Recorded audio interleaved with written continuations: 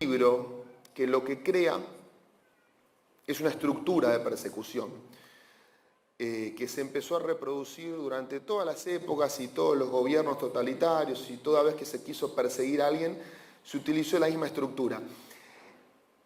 Ese libro es escrito por un inquisidor que era un díscolo y por un inquisidor que termina siendo humillado en un juicio al cual va, y eso hace que escriba lo que hoy conocemos como Malleus Maleficarum o el martillo de las brujas, que es entendido como algunos conocieron como el primer libro de criminología. ¿Cómo nace el Malleus Maleficarum? El Malleus Maleficarum nace porque hay un juicio que se hace en Innsbruck, un famoso juicio inquisitorial, creo que fue en el año 1460 y pico, si no recuerdo mal, en el cual del Vaticano mandan un inquisidor que era este hombre Heinrich Kramer. Este hombre va al juicio, empieza a preguntarle a la acusada, ya de maneras que trascendían cualquier tipo de ética. Y acá es donde se produce la aparición de lo que en mi opinión es la primera garantía de la historia, el obispo de Innsbruck. Por eso digo que no es una cuestión con la Iglesia Católica, porque la pelea incluso fue acá entre el Vaticano y el obispado de Innsbruck. El obispo de Innsbruck envía un abogado, porque le dijeron, mirá, el inquisidor que viene de Roma está avanzando contra toda garantía, y el abogado plantea esto ante el tribunal que la estaba juzgando a la mujer. Incluso había hombres también entre los juzgados. Porque ese dicho, somos las nietas de las brujas que no pudieron quemar, es un verso muy grande, porque también había juicios inquisitoriales contra hombres, y yo diría que más que son las nietas de las brujas que no pudieron quemar, son brujas que quieren quemar hombres, o opositores, o lo que fuere. Ahora vamos a ver por qué. Bueno, pues volviendo al juicio de Innsbruck, la cuestión es que el juicio se anula, porque decían que las preguntas que había hecho este hombre Heinrich Kramer trascendían cualquier tipo de moral, incluso católica. La cuestión es que este hombre en ese momento tiene una especie Lo traumó el papelón que hizo en Innsbruck, y empieza a escribir Malleus Maleficarum. Después respecto del libro, no sé si conviene mucho andar, hay cuestiones que tienen que ver con si hubo una bula papal que lo admitió o no. Hay algunos que dicen que la bula Summo Desideratis de Inocencio VIII lo avaló, otros que dicen que no, otros que dicen que la bula no decía eso, otros que la bula... En fin, lo importante es que el libro nos crea una estructura. Y la estructura es la misma que se utiliza hoy para perseguir a los delitos de género, es la misma que se utilizaba en la Unión Soviética para perseguir a los disidentes, es la misma que utilizó Enrique Peña Nieto para perseguir a la droga, y terminó dejando más muertos que los que hubiese dejado la droga y no sacó la droga. Y esa es una de las características que tiene justamente la estructura inquisitorial. Lo primero que hay que hacer para perseguir algo es instalar una emergencia. No importa si la emergencia es real o si es ficticia. Ahora vamos a ver por qué no importa. Se instala una emergencia, como por ejemplo nos están matando. Y uno dice, bueno, a ver, nos están matando. Y empieza a buscar estadísticas, y se encuentra con esta estadística de la corte que daba algo así como una mujer muerta cada 30 horas. Perdón, como un femicidio cada 30 horas, una cosa por el estilo. Pero cuando uno va a ver la estadística se encuentra que el 5% de las causas llegaron a sentencia definitiva. Bueno, entonces no tenemos un femicidio cada 30 horas, tenemos una mujer muerta cada 30 horas, lo cual es completamente repudiable. Nadie está diciendo que sea para aplaudirlo, hay que ver por qué se muere una mujer cada 30 horas, pero no una mujer muerta significa un femicidio. Un femicidio es un tipo especial de homicidio que, si alguno quiere, después lo contestaré en qué se diferencia del homicidio simple o del homicidio agravado por otras causas, pero que no necesariamente puede ser un femicidio. A ver, mañana en un accidente de tránsito se baja un hombre y le pega un tiro a la mujer, no es un femicidio, es un homicidio agravado por el uso de arma. Entonces, bien, se instala esta emergencia. Bueno, está bien, ya lo hablé del tema del porcentaje. Se instala esta emergencia. ¿Y qué se hace con la emergencia? Se buscan fines ulteriores, se busca instalar algo, y para eso se persigue y se castiga gente. Porque la finalidad que tiene, a ver, hay lo que se llama poder punitivo. y quiero hacer una aclaración, yo no sé cómo se manejarán con la organización, pero si hay algo que digo que no se entiende, no sé, levanten la mano y pregunten y lo contesto, porque uno por ahí a veces se van con tecnicismos legales y si se quedan por ahí en algo que no entienden, pierde sentido todo. Entonces estamos hablando de lo que se buscaba es instalar una emergencia. ¿Para qué instalar una emergencia? Para poder controlar el poder punitivo. ¿Qué es el poder punitivo? El poder punitivo es el poder que tiene el Estado para castigar gente. O sea, cuando nosotros hacemos el contrato social, que nunca lo firmamos, pero alguien lo debe haber firmado, supongo, decimos, bueno, la capacidad de castigar y controlar todo este caos que es la sociedad se la damos al Estado. Esa capacidad se llama poder punitivo. Y el poder punitivo, y es esto que yo les venía diciendo, viene y dice, bueno, yo vengo a combatir una emergencia, yo los voy a salvar a ustedes de esta emergencia.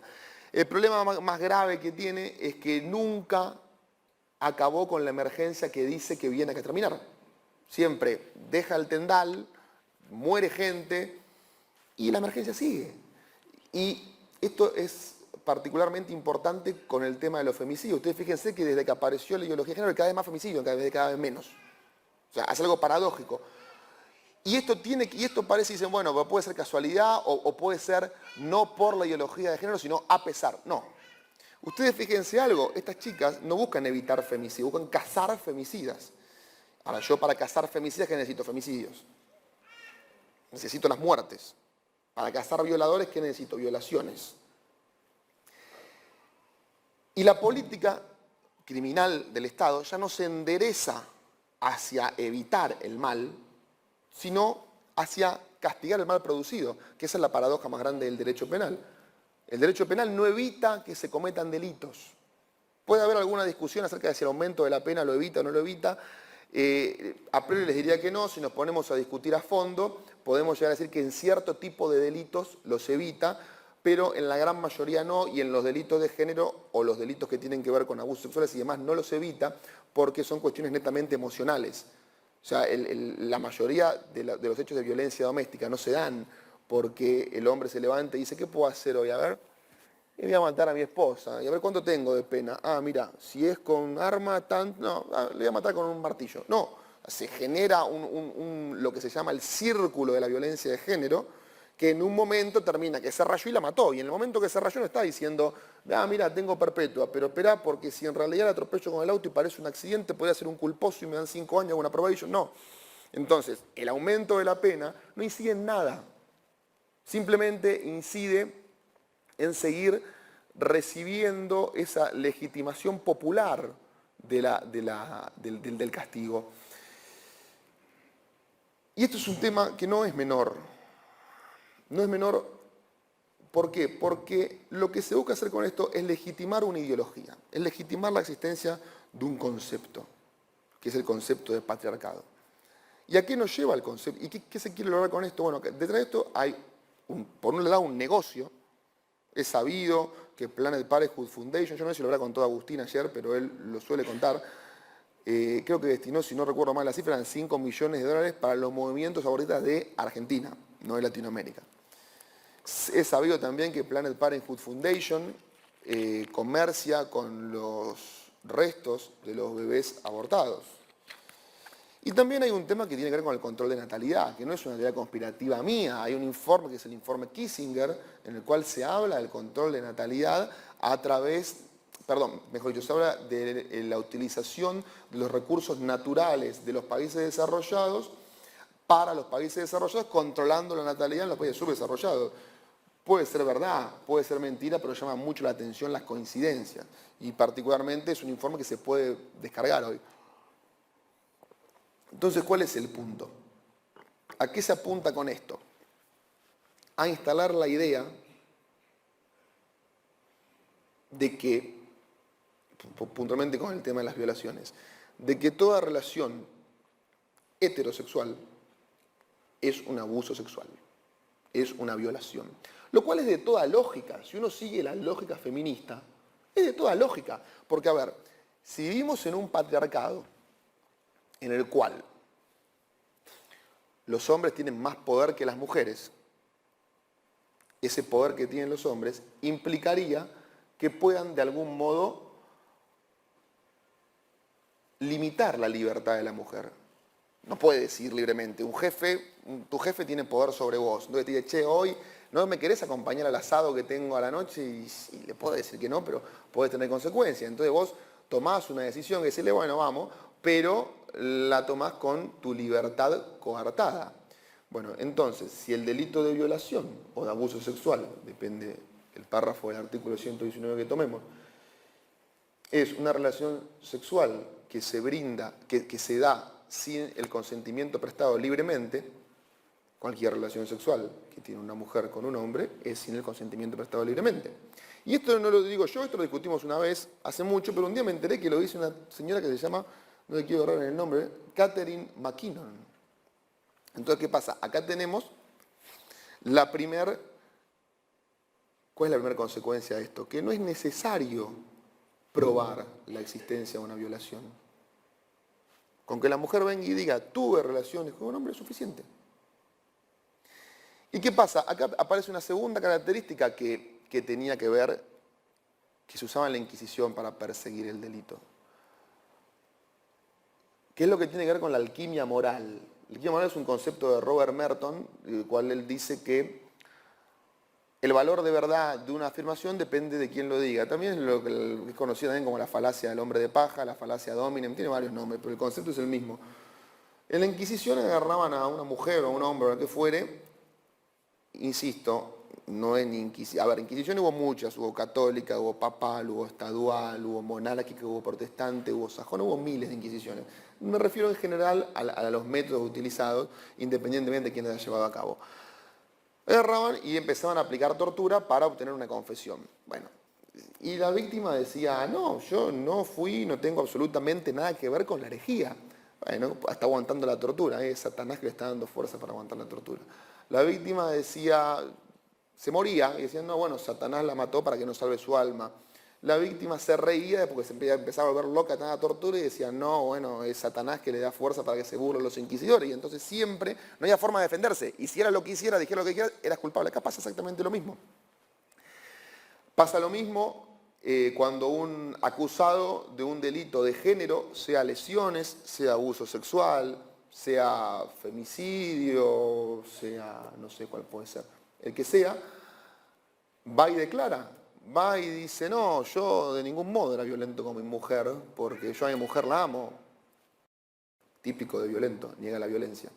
Uno va y dice, no, bueno, yo no era violento, yo era violento con mi mujer, la verdad, pero yo no le pegué. Ah, pero reconoce que era violento.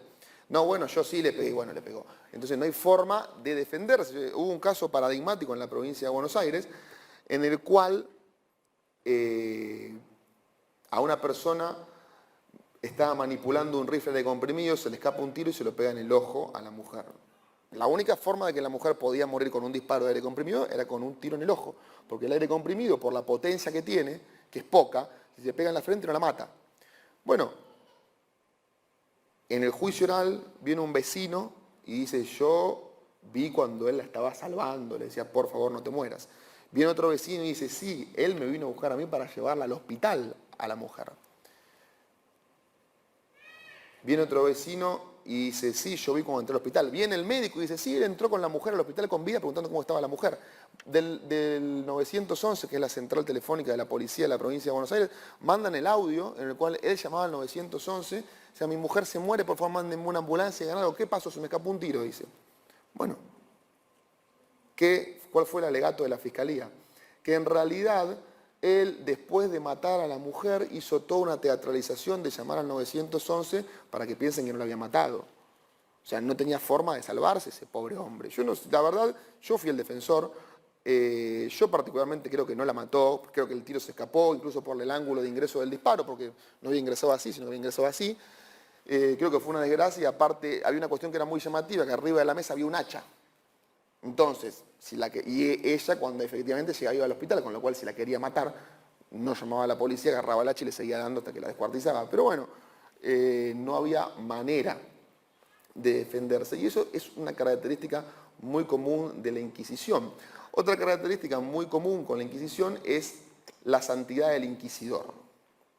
Y acá tiene que ver con la santidad de la denunciante, con el concepto de la mujer no miente.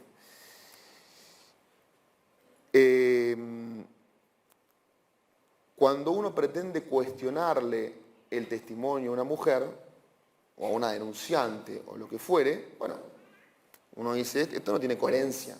Hay un caso bastante famoso, que lo cuento porque es un caso que salió en los diarios, que es el caso del futbolista Jonathan Fabro, en el cual está de hecho acusado de abusar a su ahijada, a su sobrina. Y había un relato ahí que hablaba de que el abuso había sido mientras iba a buscar unas valijas que había perdido en el aeropuerto. Bueno, la defensa pide una prueba y dice, bueno, a ver, que me digan las compañías aéreas en las cuales... Y él efectivamente es acusado de esto. Es acusado de, mientras iba a buscar valijas al aeropuerto, haber abusado de la sobrina. La defensa dice, bueno, que por favor las compañías aéreas me digan a ver cuándo él pierde valijas que tuvo que ir a buscar posteriormente al aeropuerto. La compañía aérea informa que nunca perdió valijas. Es más, no solo eso, informa que él viajaba sin equipaje. Bueno, entonces lo que plantea la defensa es, él viajaba sin equipaje, él viajaba sin valijas, los hechos no pueden haber sido de esa manera. Y el juez que contesta, dice, no, bueno, está bien, por ahí no abusó cuando la llevó a buscar valijas al aeropuerto, pero por ahí usó como excusa esa cuestión de ir a buscar valijas al aeropuerto y abusó ahí. Entonces uno que dice, bueno, hay un principio del derecho, que es el principio de congruencia, que a uno lo juzgan por A, se defiende por A, y si esta mosca me deja molestar, estoy hablando, se defiende por A y deciden por A. A uno no le pueden decir, lo acuso a usted de tener una remera verde, y uno le dice, no, pero es azul. Bueno, lo vamos a condenar porque tiene una remera azul. Porque no, porque yo no tuve oportunidad de defenderme de tener una remera azul. Bueno, ese principio no existe en este tipo de casos. Y es una cuestión que es muy similar a la existencia de garantías que había en tribunales inquisitivos, y no me refiero al Tribunal del Santo Oficio, no quiero ofender a nadie. A ver, este movimiento termina por ser un movimiento totalitario, porque se habla y dice, bueno, a ver, perdón, ¿y qué se busca con esto en definitiva? Bueno, legalizar el aborto. Es muy simple, el artículo 86 del Código Penal dice que no es punible el aborto practicado sobre una mujer cuyo embarazo es producto de una violación. Originalmente se exigía la condición de que la mujer fuera idiota o demente. Aparece el fallo FAL de la Corte, es una interpretación bastante creativa, bastante lobizada, si existe el término, del artículo, y dice, no, bueno, no importa respecto de quién sea. Y bueno, ¿y qué tenemos con esto? Que sí, cualquier relación heterosexual es violación, o no, hoy no llegaron a tal extremo, pero sí al extremo de decir que a la mujer hay que creerle y por más prueba que haya, hay que avanzar. Bueno, entonces estamos en que tenemos aborto legal de hecho. O sea, no hace falta ninguna ley. Voy al hospital, digo, me violaron, tengo aborto legal. Y eso es lo que y detrás de eso se deja el tendal de personas acusadas, que bueno, hay muchos que deben ser culpables, pero hay mucha gente inocente presa por eso. Se habla, por ejemplo, del concepto de la perspectiva de género. Y yo lo que quiero que reparen acá es cómo se va manipulando el sistema legal de a poco, lo van manipulando para introducir conceptos que son contrarios a otras garantías. Porque, a ver, por un lado tenemos la Convención para prevenir y erradicar toda forma de discriminación contra la mujer, la Convención de Belén do Pará, que tiene rango supraconstitucional, y por otro lado tenemos la Convención Americana de Derechos Humanos, que también tiene rango supraconstitucional. Entonces, cuando la mujer que hace una denuncia, o cuando para castigar al hombre se invoca esa convención, la defensa invoca la otra y dice, no, acá no está debidamente acreditado que mi asistido abusó de esta mujer, entonces tenemos que aplicar la presunción de inocencia. Bueno, entonces ahí tenemos una puja. Y dicen, bueno, a ver, aquí hay un caso paradigmático en España. En España había salido en el año 2014 una ley que decía que las mujeres que habían sido víctimas de violencia, cuando el marido moría, podían recibir una pensión por haber sido víctimas de violencia. Viene una mujer que se había divorciado del marido en el año 94, en el caso en el año 81, y lo reclama esto. Bueno, entonces le dicen no. La ley se aplica para adelante, no se aplica para atrás. No le vamos a dar una pensión que al momento que usted se casó no existía, no era una cosa descabellada. Parecida descabellada, pero el patrocinio jurídico de esta mujer es un planteo muy interesante ante el Supremo Tribunal Español. Y dice, no, bueno, a ver, espera, porque hay un principio que es el principio pro homine o pro persona, como se quiere interpretar, y dice, como se quiera nombrar, y dice que, bueno, que al momento de interpretar la ley, si hay dos o más interpretaciones, hay que tomar la que más derechos le dé a la persona. Entonces dice, bueno, acá está discutiendo una mujer que dice, dame la pensión, contra el Estado español, que le dice, no te doy la pensión. Podemos interpretarlo de dos maneras, vamos a interpretarlo a favor de la mujer. Bien, maravilloso. Y acá se introduce ese concepto de perspectiva de género. Vamos a interpretar la norma con perspectiva de género y le vamos a dar la pensión. Que es razonable. O sea, es discutible, pero es razonable. Lo que no es razonable es lo que pretenden hacer posteriormente. Dicen, no, bueno, entonces ahora cuando juzguemos delitos de género, a ver, quiero hacer un paréntesis, el delito de violencia de género no existe. La violencia de género o es un agravante o eventualmente puede dar lugar a medidas civiles, pero el delito penal de violencia de género no existe. En el derecho penal es un agravante la existencia de violencia de género, que en realidad, no me quiero poner demasiado técnico, pero también es un agravante inexistente, porque cuando el Código Penal dice, por ejemplo, cuando califica el homicidio por ser cometido en un contexto de violencia de género, cuando uno va a buscar la ley, eso se llama ley penal en blanco, remite a otra ley para ver cuál es el concepto de violencia de género, cuando uno va a buscar en la legislación argentina el concepto de violencia de género no existe. Existe en la ley 26485 el concepto de violencia contra la mujer, pero no por violencia de género. Entonces, uno desde la defensa, aplicando el principio de máxima taxatividad del derecho penal, que es el que dice que las normas del derecho penal no pueden ser interpretadas analógicamente, tiene que decir, a ver, acá estamos hablando de un agravante en una ley penal en blanco que no existe, porque el concepto de violencia de género no existe. Pero bueno, vuelvo a donde estaba. Cuando se quiere, ¿qué se hace? Se extrapola este concepto del principio pro homine, se introduce la perspectiva de género y se arma un chino.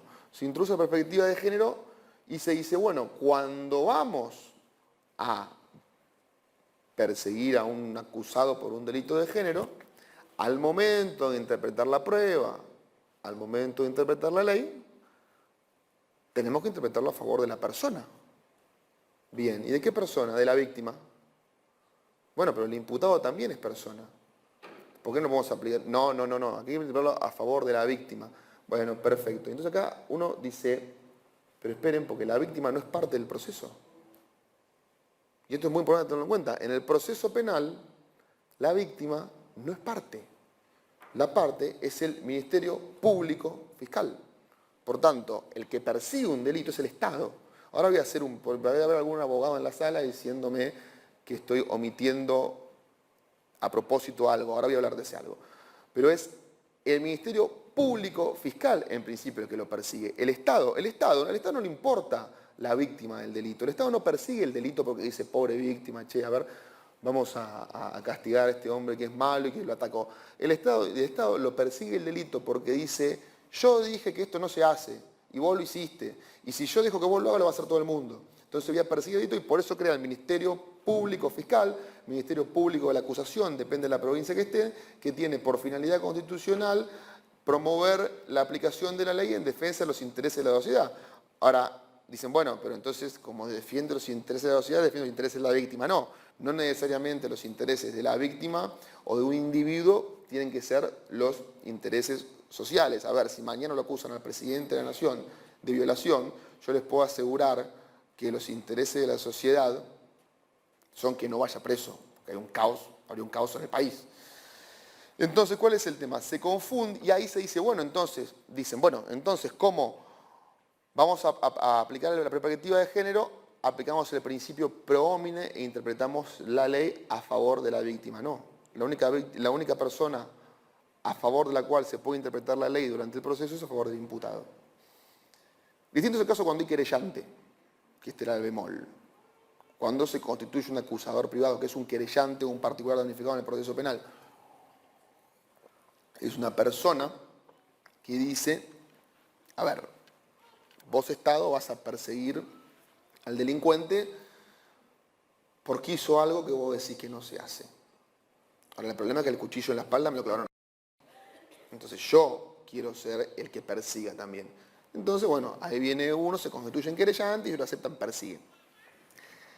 Ahí, de todas formas, tenemos varios problemas constitucionales que fueron zanjados, algunos bien, algunos mal, pero de todas formas estamos en esa dicotomía porque el acusado se sigue enfrentando al Estado, porque no existe la acusación penal en solitario. O sea, el querellante en ningún ordenamiento procesal lo puede seguir solo, excepto en los delitos de acción privada de la provincia, de la Ciudad de Buenos Aires, pero no tienen absolutamente nada que ver. Entonces, ¿a qué voy yo? Que originalmente, como nace el concepto de la interpretación pro homine a favor de la mujer, lo que se hace hoy es una falsa analogía. De nuevo, ¿qué se persigue a través de todo esto? Bueno, a ver, si instalamos la idea de que cualquier relación sexual, heterosexual, es delito, bueno, ya está, controlamos la natalidad. Porque hombre que acerca a una mujer va a terminar preso. Y si por el otro lado, los pocos valientes que se acercaron, cuando la mujer fue y dijo quiero abortar porque me violaron, se considera una violación, listo, tenemos un aborto legal y control de natalidad, que es en definitiva lo que se busca.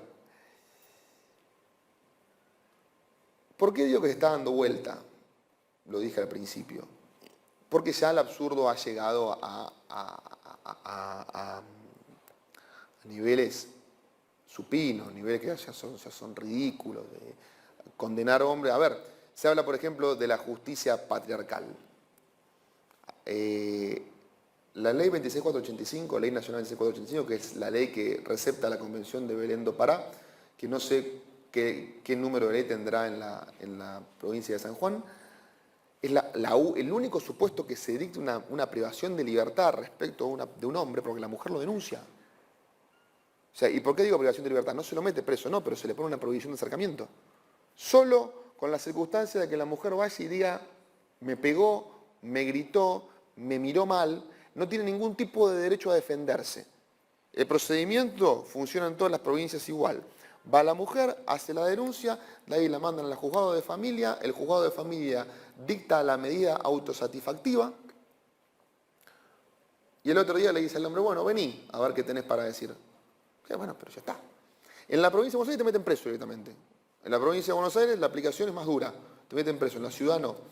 Entonces, ¿de qué justicia patriarcal se habla? O sea, la justicia patriarcal es un concepto inexistente que se crea de nuevo en esa comparación, en esa pretensión de instalar la emergencia. Ahí es donde se ve el concepto de justicia patriarcal. ¿Y por qué digo, perdón, porque tengo un hoyo de memoria? ¿Y por qué digo que, bueno, otro tema que no es menor, que esta cuestión aparece por primera vez y que es un paralelismo con la Inquisición? Hay una obra de teatro que se llama Las Brujas de Salem. Las Brujas de Salem es una obra de teatro que surge de una situación real que fueron los juicios de Salem, donde se persiguió a un grupo de mujeres, mujeres y hombres también, porque esto es otro gran mito, que se quemaron mujeres, no, se quemaron hombres también, y hubo mujeres que no se quemaron y hubo hombres que no se quemaron. En ese juicio pasó algo porque cuando uno lee Malleus Maleficarum no es que lo lee y va encontrando estas cosas que yo voy diciendo, eso se le va desprendiendo de la lectura, del subtexto de la lectura. Son patrones de conducta que se van desprendiendo y después hay muchos libros que se dedican a interpretar Malleus Maleficarum, en los cuales lo empiezan como a explicitar estas cosas. ¿Qué es lo que pasa en Salem? Un grupo de ciudadanos dice, no, bueno, esperen, porque con estas mujeres, con estas personas no tienen ningún tipo de prueba, esto es una locura y obedece más a una cuestión de persecución que a que realmente hayan hecho algún tipo de brujería o hayan sido herejes o algo por el estilo. ¿Y qué dicen? Ustedes también son herejes. Y los enjuician a los que han salido en defensa de los enjuiciados. Y es lo que pasa hoy. Hoy uno va a un medio de comunicación y dice, no, para mí tienen que pagar un poco la mano y yo no estoy tan de acuerdo con el aborto, y automáticamente se convierte en un antiderechos. A mí me divierte mucho leer las notas que escribe sobre mí Luciana Pecker, que es una periodista de Página 12, porque me llama antiderechos. Y si ustedes vieran algún juicio en el cual participo como defensor, o algún escrito en el cual presento el ejercicio de la defensa de una persona, justamente lo que me paso reivindicando son los derechos de esa persona que está enjuiciada o acusada. Entonces, cuando me dicen antiderechos, o cuando nos llaman a muchos de acá, le voy a llamar antiderechos, yo me pregunto, ¿antiderechos de quién? Porque parece que el único derecho fuera el derecho al aborto, que no existe. No está en ningún lado. O sea, lo deducen a partir del derecho a la salud. Sí, bueno, ponele, pero no es como para salir y llamar antiderecho al que piensa diferente. Todo esto ha llevado a un absurdo que se ha empezado a dar vuelta y ya empiezan a aparecer fallos aislados. Los jueces perdonen la expresión, que están podridos de esto. Yo he hablado con ellos y me dicen, me envían a juicio oral cada cosa y las tenemos que atender. Yo hablé con un juez de casación de la Nación y me dijo exactamente eso. No voy a dar el nombre porque es un funcionario público y si no salió a decirlo él es porque no tiene ganas de que se sepa. Pero me dijo eso, me dijo, por favor que paren de enviarnos delito de género porque nos obligan a meter gente presa. Porque incluso, y retomando con este tema de la cuestión de que cualquier relación heterosexual es violación, hay un artículo muy interesante de un abogado y académico que es Marcelo Sancinetti, que por ahí alguno de los que está acá que es abogado y se dedica al derecho penal lo debe conocer. Es un hombre muy inteligente que es 2 veces doctor, tiene 2 doctorados en lugar de uno. En el cual el artículo se titula Hacia la recuperación del aforismo testis unus, testis nullus, o sea, testigo único, testigo nulo. O sea, que con un testigo que dice una cosa y el acusado que dice otra no se puede condenar. Pero yo digo, pobre Marcelo, está siendo inocente, porque resulta que, y habla de los casos de abuso sexual, y habla incluso de cómo los psicólogos del cuerpo médico forense de la Corte Suprema están obligados de algún modo a dictaminar a favor del abuso, porque si no nos echan del trabajo. Ustedes leen una pericia del psicólogo y dice, la víctima presenta signos compatibles con victimización sexual. Dice, bueno, cuando lo tienen en el juicio, le dice, ¿qué son signos compatibles con victimización sexual? Por ejemplo, en el caso de los menores. Y que se orina en la cama. Y ese indicador, ¿es un indicador específico o inespecífico de victimización sexual? Es decir, si ese indicador indica solamente victimización sexual o puede indicar otra cosa. Dice, no, dice, es inespecífico, dice, porque la victimización sexual es una forma de maltrato infantil. Bien, o sea que el menor podría no ser víctima de un abuso y podría ser víctima de maltrato. Sí, por supuesto. Perfecto. Segunda pregunta, ¿cuál es el método que usted utilizó? ¿Cómo el método, doctor? El método. ¿Con qué metodología usted llega a la conclusión? No, bueno, con la metodología de la psicología del testimonio. ¿Y de qué se trata la metodología? Bueno, le cuentan a un par de cosas. ¿Y qué margen de error tiene la metodología? O sea, uno cuando los que son científicos, digo, ciencias sociales, ciencias naturales, las que fueran, todo análisis tiene un margen de error. Decimos, bueno, de tantas muestras, tantas son erróneas. Dicen, no, bueno, no sé qué margen de error tiene. Bueno, entonces, ¿qué grado de cientificidad tiene un método que no sabemos cuál es el margen de error? Yo les cuento, el método que menor margen de error tiene para determinar si una persona miente o no es un método que se llama Statement Validity Assessment, que fue creado por un psiquiatra alemán que se llama Arthur Brigg y tiene el 40% de error. Perdón, el 60% de error, el 40% de aciertos. Es decir, que de cada 6 chicos o cada 6 personas que dicen, de cada 10 personas que dicen que fueron violadas, en 6 se equivocaron. O sea que podemos tener, y en eso se basan condenas. O sea, meten gente presa por algo. Yo no tengo nada en contra de los psicólogos, me parece una ciencia maravillosa, pero me parece que tiene el síndrome de Messi. A Messi le exigen cosas que él dice, yo no quiero que me comparen con Maradona, me están comparando y me exigen cada cosa que yo no quiero hacer, no nací para esto ni para jugar al fútbol. Bueno, en la psicología le exigen que determine cuando una persona miente o dice la verdad Y la verdad que la psicología no nació para eso, nació para ayudar a las personas a transitar los problemas que puedan tener en su psiquis, no para determinar, para ser detectores de mentiras. Bien, dicho todo esto, vamos de vuelta al tema que había dejado colgado, que es tímidamente, y así es como la jurisprudencia se empieza a abrir camino, ¿no? Tímidamente está empezando a darse vuelta a esto. Hay jueces que están empezando a decir, no, a ver, esto es una locura. Y están empezando a dictar fallos que contrarían un poco todo esto. Sin ir más lejos, un amigo, socio y colega mío, el día de ayer sacó uno, que es el fallo Salamanca-Ballena, en el cual un hombre estaba acusado de violencia de género. Salamanca-Ballena es el apellido del imputado, lo cuento porque es público, el sumario. Un hombre estaba siendo acusado por lesiones, por el delito de lesiones en contexto de violencia de género, y el hombre pide una suspensión de juicio a prueba o una probation. Les cuento muy rápido lo que es una probation, para no meterme con cosas que son muy técnicas. Una probation es cuando o suspensión de juicio a prueba, en realidad es el nombre en español, es cuando un acusado dice, mirá, o el juez le dice, vos cometiste un delito que tiene una pena mínima, que está por debajo de los 3 años, yo creo que no es un delito grave, entonces si te meto preso, va a ser peor el remedio que la enfermedad. O sea, sería más o menos como internar a un enfermo, a una persona que tiene un resfrío. Va a ser más grave el virus intrahospitalario que se pegue que lo que se puede hacer por él en el resfrío internado. Entonces dice, bueno, yo te voy a dejar durante 2 años en libertad probándote.